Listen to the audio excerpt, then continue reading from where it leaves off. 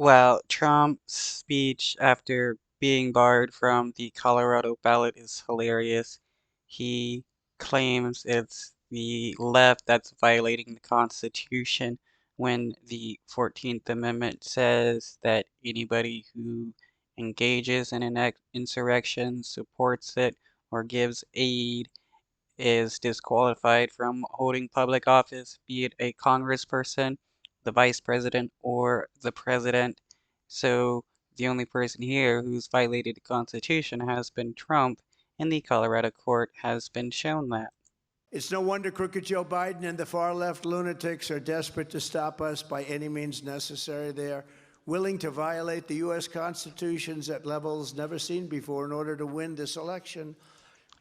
Yeah, says the guy who urged his base to go take over the government and hang Mike Pence, who claimed the election was stolen from him, even though he can't prove it whatsoever.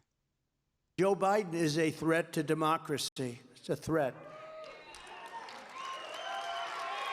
Their weapons. It says the guy who wants to be a dictator. And what is he gonna say next? They're weaponizing the government, and right-wingers constantly about weaponizing the government, and they all love it. Weaponizing law enforcement for high-level election interference because we're beating them so badly in the polls. Yep, weaponizing the government.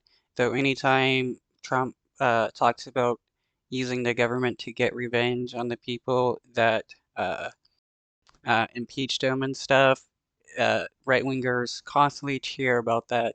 They pretend to be against like the weaponization of the government because they don't like it being used against them when it's supposedly being weaponized against them. Uh, Arresting people for being involved in an insurrection is not the weaponization of the government. We will restore law and order to our communities, and I will direct a completely overhauled DOJ to investigate every radical, out-of-control prosecutor, of which we have many, in America. I have a guy named Deranged Jack Smith. He's a deranged person. He happens to be after me. Yeah, he's after you because you committed crimes. It's hilarious how he wants to talk about being about order when he's committed a bunch of crimes himself. This is typical of a fascist. Pretend to be about the law while committing various crimes.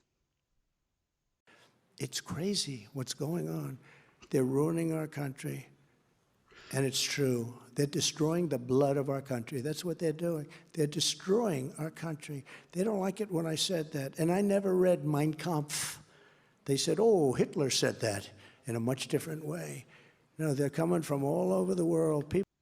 Well, you did say you had the Mein Kampf next to your on your nightstand, but if you never read Mein Kampf, then it's wild that you said a phrase similar to Adolf Hitler. But we could just chalk it up to being a fascist, and it's typical fascist rhetoric.